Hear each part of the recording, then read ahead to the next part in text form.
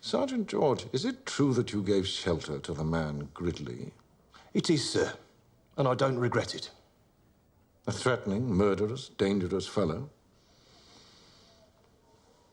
I don't care for your associates, Sergeant George. And I don't much care for yours, sir, if it comes to that.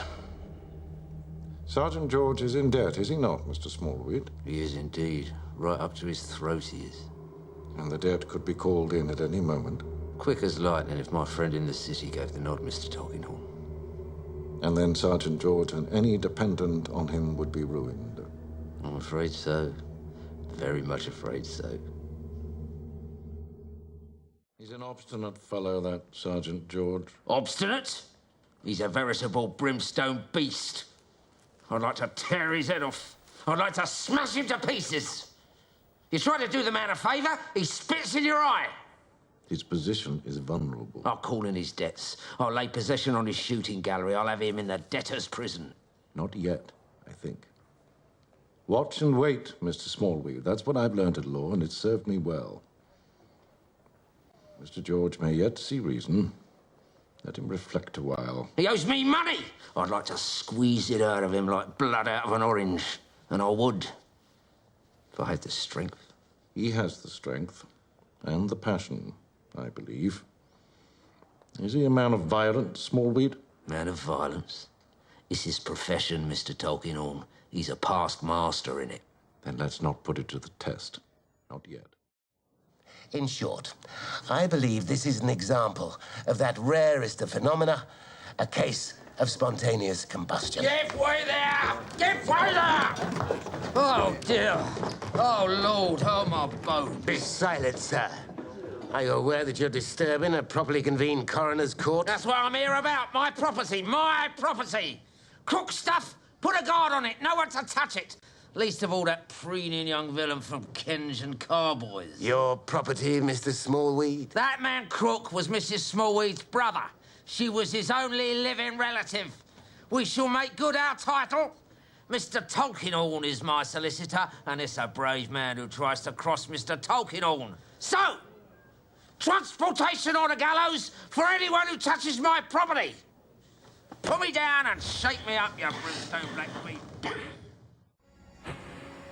Rubbish, rubbish, rubbish, rubbish, rubbish. Rubbish. Shake me up, Judy. Ooh. Not so rough, you pole parrot. Let's have the next lot. There's money in this somewhere, I know it. And I'll have it, because I'm owed it, and it's mine. Out, out, out! Private property closed for business.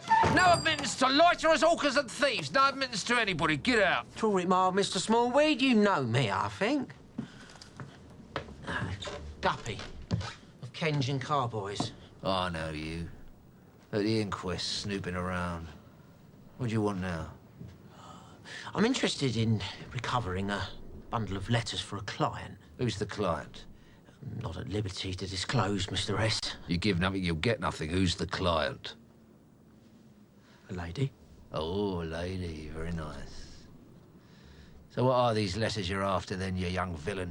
Not a villain, sir. I am a member of the legal profession. Same thing, same thing.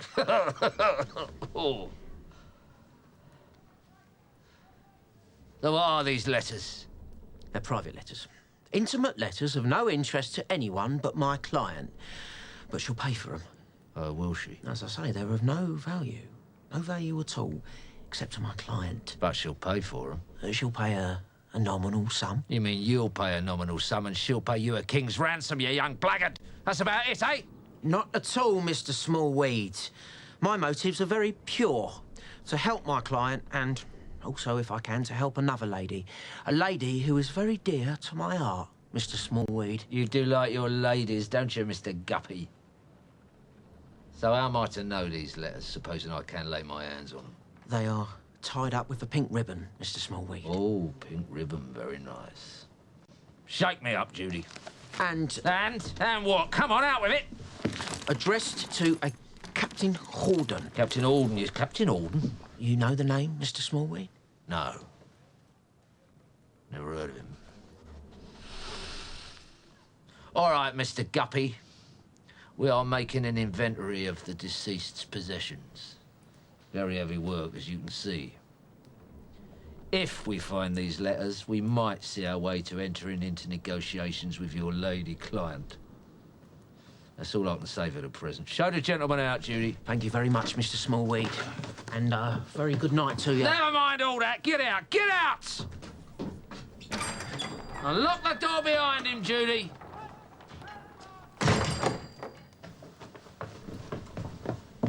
Captain Auden. And a lady. And a young lady. There'll be money in that, I believe. So where's these letters, you brimstone beast? Rubbish. Rubbish. Good day, Mr. Smallweed. Rent! In due course, Mr. Smallweed has promised. Now, or you're out. Now we'll have some fun, Judy.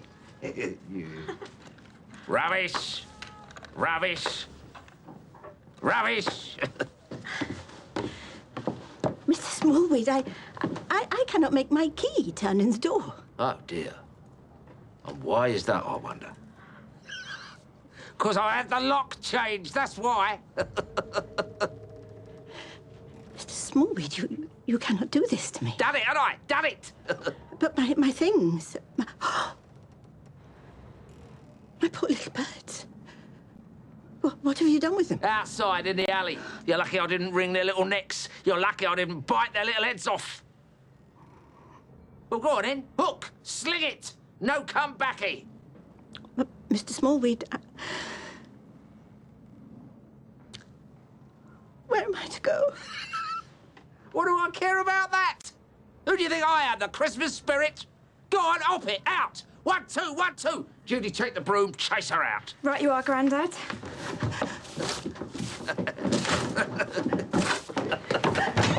There she goes. Oh, my bones. Shake me up, Judy. Oh, my bones. Go steady there, you brimstone beast. Sit me down gentle. Oh. Judy, shake me up. Afternoon, Mr. Smallweed. Brings you here. Just a friendly call, George. How's business? Quiet. That's a pity. I've come to call in your debt, George. What are you talking about? That debt was settled, and you know it. Oh, no, George, I don't think it was. Settled? No. Look here. £243, 7 and twopence, 3 farthings still owing. Your memory must be playing tricks on you, my old friend. You promised me if I supplied a letter with a captain's writing on it, it would put me straight and clear. And I did it, against my conscience. And now you tell me I'm not straight and clear after all. That's about the size of it. Cruel world, isn't it? What?